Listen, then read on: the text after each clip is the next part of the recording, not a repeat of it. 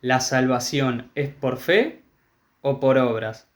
¿Será que puedo acaso yo hacer alguna obra para salvarme? ¿O será que la salvación es únicamente por fe y por lo tanto las obras no son importantes? Dios te bendiga muchísimo, soy su servidor, Enzo Soria, y vamos a tocar este tema. Bueno, este tema para algunos ha sido un poco controversial, ya que, bueno, muchos dicen que la salvación, que hay que hacer obras para que Dios nos acepte, y otros entienden que, bueno, la salvación consiste solamente en la fe y que por lo tanto las obras dan igual, o sea, que por lo tanto uno simplemente tiene que creer y ya está, y no importa cómo sea nuestro estilo de vida, por lo tanto, solamente con la fe nos salvamos. Y bueno, y hay como que sí entra controversia respecto a este tema y queríamos traer claridad justamente a esto que dice sobre todo este versículo de la carta de Santiago, capítulo 2, versículo 14, que dice: Hermanos míos, ¿de qué aprovechará si alguno dice que tiene fe y no tiene obras? ¿Podrá la fe salvarte? Como dando a entender, ¿acaso la fe te va a salvar si no tenés obras? Y bueno, y muchos han tomado este pasaje para decir que la fe en sí no salva, sino que uno tiene que tener fe, pero a la vez tiene que obrar para obtener su salvación. Bueno, ¿qué tan cierto es esto? A la luz de la palabra, por supuesto. Siempre tengamos en cuenta que a la hora de analizar un texto bíblico, a la hora de establecer alguna doctrina bíblica, a la hora de aceptar alguna doctrina bíblica, tenemos que tomar en cuenta todo el contexto de la palabra. Dice la palabra en el Salmo 119, versículo 160, la suma de tu palabra es verdad. Repito, cada texto tiene que ir en su contexto y nosotros tenemos que analizar cada texto a la luz de todo el contexto de toda la palabra de Dios para entonces ahí poder darnos cuenta qué es lo que la palabra verdaderamente nos quiere enseñar. Bueno, primero que nada, vamos a partir desde la base de que la salvación es por fe. Dice la palabra en Efesios capítulo 2 versículos 8 y 9: por gracia sois salvos por medio de la fe, y esto no es de vosotros, pues es don de Dios, no por obras, para que nadie se gloríe. También dicen pasajes como por ejemplo Tito capítulo 2 versículo 11, que la gracia de Dios se ha manifestado para salvación a todos los hombres. En otras palabras, la salvación consiste en la fe. En otras palabras, uno pone su fe en esa gracia que Dios mostró para con nosotros. ¿Cuál es esa gracia? Juan 3:16. De tal manera amó Dios al mundo que ha dado a su único Hijo para que todo aquel que en Él cree no se pierda, mas tenga vida eterna.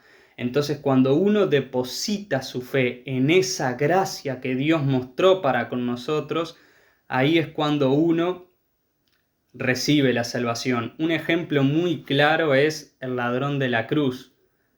¿Se acuerdan que cuando Jesús estaba siendo crucificado habían dos ladrones al lado de él? Y justamente uno de ellos dos dijo: nosotros merecemos, o sea, esta condena que estamos recibiendo, o sea, él reconoció que merecía ese castigo por la maldad que había hecho, y miró a Jesús y le dijo: acuérdate de mí, le dijo: Señor, acuérdate de mí cuando vengas en tu reino. En otras palabras, él creyó literalmente que Jesús era el Mesías, reconoció que era digno del castigo por su pecado, reconoció que Jesús era inocente y creyó que verdaderamente Jesús era el Mesías porque le dijo: acuérdate de mí cuando vengas en tu reino. Creyó que Jesús iba a resucitar y que ese no iba a ser el final de Jesús, que la vida de Jesús no se iba a terminar en la cruz del Calvario. Entonces podemos ver cómo el ladrón de la cruz, con ese acto de fe que tuvo en el final de su vida prácticamente, Jesús le responde: de cierto te digo que hoy estarás conmigo en el paraíso. Y el ladrón de la cruz no pudo hacer ninguna obra para salvarse. El ladrón de la cruz no pudo congregarse, no pudo predicar el evangelio, no pudo servir en ninguna congregación, no pudo hacer absolutamente ninguna obra, ya que creyó en Cristo en el final de su vida y después partió con él. Entonces podemos ver claramente que la salvación es por fe. Toda persona, aún en los últimos instantes de su vida, a pesar de que haya sido pecador, que haya estado apartado del Evangelio, si deposita su fe en Jesucristo, en ese momento instantáneo, Dios lo salva. Si una persona reconoce que es pecador y que necesita un Salvador y acepta a Jesús como su Salvador y su Señor, en ese segundo instante, con ese acto de fe, Dios te salva. Porque la salvación es por fe, por gracia sois salvos por medio de la fe. Somos salvos por la gracia de Dios y el medio justamente es nuestra fe. Nosotros tenemos que depositar nuestra fe en esa gracia de Dios. Ahora bien, ¿por qué dice la palabra ¿podrá la fe salvarte? Bueno, y acá es un punto muy interesante que vamos a tocar justamente en Santiago capítulo 2. Vamos del versículo 14 en adelante. Hermanos míos, ¿de qué aprovechará si alguno dice que tiene fe y no tiene obras? ¿Podrá la fe salvarle? Pregunta retórica, como diciendo: no, tu fe no te podrá salvar si dices que tiene fe y no tiene obras. Y si un hermano o una hermana están desnudos y tienen necesidad de mantenimiento de cada día, y alguno de vosotros les dice: id en paz, calentaos y saciaos, pero no les dais las cosas que son necesarias para el cuerpo, ¿de qué aprovechará? O sea, en otras palabras, ¿de qué aprovechará decirle vayan en paz si no le damos lo que necesitan? Así también la fe, si no tiene obras, es muerta en sí misma. Pero alguno dirá: tú tienes fe y yo tengo obras. Muéstrame tu fe sin tus obras y yo te mostraré mi fe por mis obras. Tú crees que Dios es uno, bien haces. También los demonios creen y tiemblan. Amén. En otras palabras, acá podemos leer claramente que acá Santiago no está contradiciendo lo que decía Pablo, ni está contradiciendo el hecho de que Jesús perdonó al ladrón de la cruz con un simple acto de fe en el final de su vida, sino que acá Santiago lo que está diciendo es que la fe verdadera, el verdadero arrepentimiento, produce un cambio en nuestras vidas, y ese cambio va a cambiar justamente nuestra forma de obrar. En otras palabras, si verdaderamente yo he depositado mi fe en Cristo, yo he reconocido que soy un pecador y verdaderamente yo le he entregado mi vida a Jesucristo como mi Señor y Salvador personal, eso va a traer como consecuencia en mi vida un cambio para bien, por supuesto, ¿no?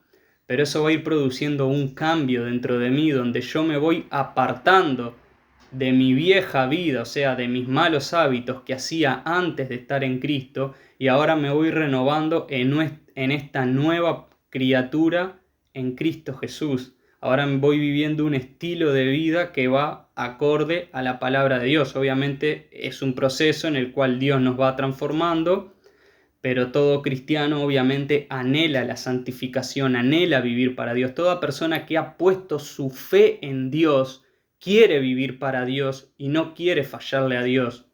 A pesar de que obviamente todos como seres humanos cometemos errores, pero venimos a Dios, le confesamos nuestros pecados, y dice Primera de Juan 1:9 que si confesamos nuestros pecados, Él es fiel y justo para perdonar nuestros pecados y limpiarnos de toda maldad, y tratamos de seguir adelante, aún con nuestras debilidades, tratamos de servir a Dios y hacer lo posible por no fallarle. Esa es la mentalidad del cristiano. El cristiano, la persona que verdaderamente ha puesto su fe en Dios, no quiere fallarle a Dios. Que en algún momento, que todos fallamos, todos somos seres humanos imperfectos. Dice la palabra en Filipenses 1:6, el que comenzó en vosotros la buena obra la perfeccionará hasta el día de Jesucristo. Constantemente nos vamos perfeccionando, pero no es que ya seamos perfectos en el sentido de que nunca fallemos, pero sí miramos hacia adelante, tratamos de reconocer nuestros errores, hacer borrón y cuenta nueva y tratar de servir a Dios y no volverlos a cometer. Esa es la mentalidad de una persona que verdaderamente ha puesto su fe en Jesucristo. Ahora, ¿qué pasa? Si una persona dice que tiene fe y no tiene ninguna obra, o sea, no hay ni un solo cambio, la persona sigue siendo la misma, nunca cambió, sino que simplemente dice que tiene fe, pero su estilo de vida es todo lo contrario a la fe que predica, entonces es una fe muerta y esa fe no salva. Pero no es que la salvación no sea por fe, sino que esa persona dice que tiene fe, pero no tiene fe. Es una fe simplemente, como diríamos, de la boca para afuera, pero no es una fe que se ha trasladado de la boca hacia el corazón. Es como una persona que venga y diga, una persona que te diga que, bueno, pongámosle un esposo que le dice a una esposa que la ama, que, que ella después de Dios es lo más importante para él, etcétera, en su vida, pero que nunca demuestra ni el más mínimo amor hacia ella, sino que al contrario, demuestra todo lo contrario a lo que es amor, sino que le muestra desprecio, etcétera. Pues ahí podemos ver que ese amor del que tanto se jacta simplemente es un amor que está en la boca, pero que no está en el corazón. De la misma manera sucede con la persona que dice que tiene fe, que profesa ser de Cristo, pero que después con sus hechos y con su estilo de vida muestra todo lo contrario. Entonces es una fe que está en la boca, pero que verdaderamente no está ni en la mente ni en el corazón. Y eso es lo que Santiago está diciendo en este capítulo. Sigamos. Así la fe, si no tiene obra, es muerta. Acá no está diciendo la obra salva, está diciendo la fe si no tiene obras es muerta porque no es una fe verdadera. Pero alguno dirá, tú tienes fe. Alguno me dirá, tú tienes fe y yo tengo obras. Bien, muéstrame tu fe. Muéstrame tu fe sin tus obras y yo te mostraré mi fe por mis obras. Porque la fe se demuestra por obras. ¿Por qué? Porque la fe verdadera produce obras. A pesar de que la salvación en sí no es por obras, sino es por fe, pero la fe verdadera es una fe que obra. Amén. Y entonces esto es lo que Santiago nos está enseñando aquí en el capítulo 2 de su carta. Y ese es el balance correcto.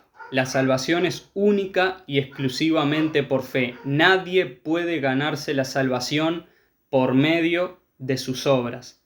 Pero la fe verdadera es una fe que obra. No es una fe que solamente está en la boca y nada más.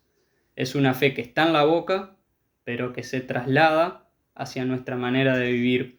Bueno, espero haya quedado claro esta supuesta contradicción bíblica, porque los que somos de Cristo sabemos que la Biblia no tiene contradicciones, sino que ella es perfecta e infalible porque es la palabra de Dios, la que nunca se contradice y la que es poder de Dios para salvación. Así que espero que esta duda haya podido ser aclarada. Que Dios te bendiga mucho a ti que estás viendo este video de parte de su servidor Enzo Soria.